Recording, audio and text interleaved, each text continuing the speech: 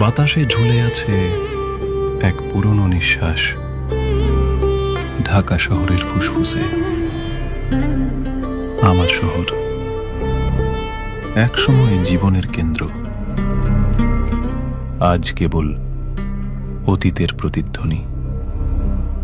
মিরপুর স্টেডিয়ামে একদিন ছিল উল্লাস, করতালির ঢেউ।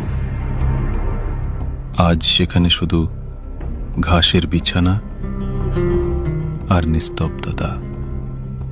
মিরপুর 10-এর মেট্রো স্টেশনে যে ট্রেন একসময় মানুষ বহন করত, এখন শুধু লতাপাতা ধরে রেখেছে ভাঙা রেল লাইন। শহরের প্রতীক শাপলা চত্বর আজ এক জলে ডোবা আয়না। মানুষ নেই, শুধু প্রকৃতির ছাপ।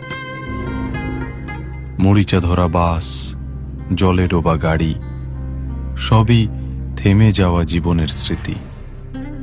জাতীয় স্মৃতিসৌধ, যে স্থানে সংগ্রামের ইতিহাস লেখা, আজ সেখানেও শেকড় গেঁথেছে নীরবতা।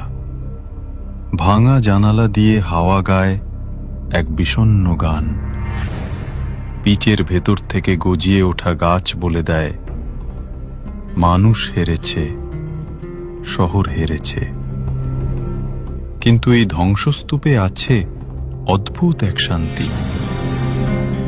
পচা মাটির গন্ধ, কালো পানির আয়না, আর ছাদের উপর জন্মানো গাছ মনে করিয়ে দেয়, শেষ পর্যন্ত প্রকৃতিই জয়ী হয়।